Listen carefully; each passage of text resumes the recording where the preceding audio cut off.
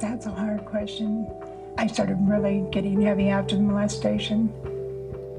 I started routinely inquiring about childhood sexual activity and was really overwhelmed because it seemed that every other person I was asking was providing me a history of childhood sexual abuse. And I vividly remember thinking, this can't be true. People would know. Somebody would have told me. Wasn't that what medical school was for? I did blame myself for not saying anything. I should have said something. But then again, I had no one really to tell that I would trust.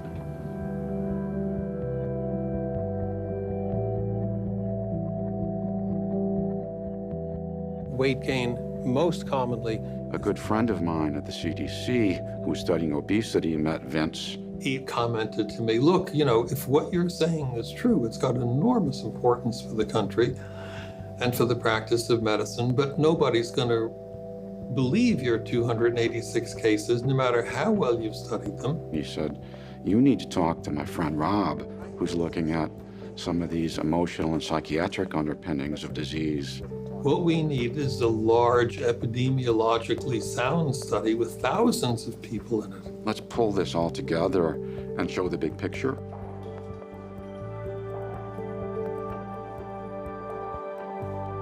A study of over 17,000 middle-class adults here at Kaiser Permanente in San Diego. It was a well-educated group of people. Most had been to college.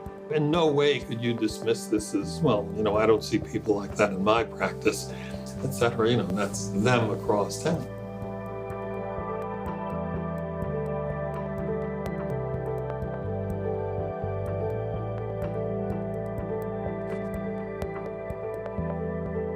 There are questions like, were your parents ever separated or divorced? Did your parents ever swear at you, insult, or put you down, or hit you so hard that you had marks or were injured? We ran into serious opposition. Touch or fondle your body in a sexual way. Was anyone in your household depressed or mentally ill? Or your parents were too drunk or high to take care of your family? You can't ask patients questions like that. Did your father ever repeatedly hit your mother over at least a few minutes? Or you didn't have enough to eat? You're going to cause people to decompensate. You may make occasional people suicidal. Did anyone in your household ever go to prison? As though it were generally agreed that repression is the best approach to life's traumas, certainly the most comfortable for other people.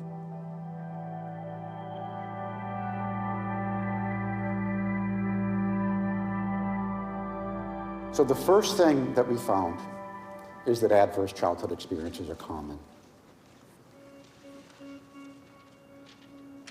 28% had been physically abused. 27% grew up with substance abuse in their homes. 13% witnessed their mothers being physically abused. 1 in 5 had been sexually abused. I was the first person to see this data. I was in my study, I had the software on my computer, I saw this, and I wept. I had no idea how much adversity and abuse and neglect and violence there was in our culture. There were 10 types of adversity. We added them up. The first thing I looked at was smoking and saw that as the count of categories of ACEs went up, the percentage of people that smoked went up, and I was astonished. I'd never seen something like that before. And I started looking at all the other things like alcohol abuse and depression and teenage pregnancy and heart disease, and saw that as the score went up, all of these major public health problems that we'd collected as part of the survey went up in a stepwise fashion.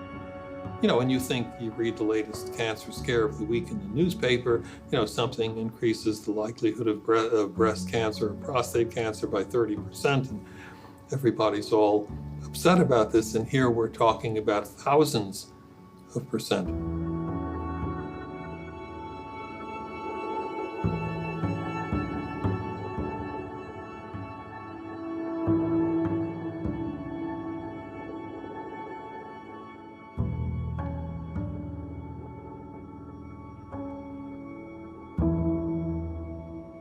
I think there was a sense of disbelief.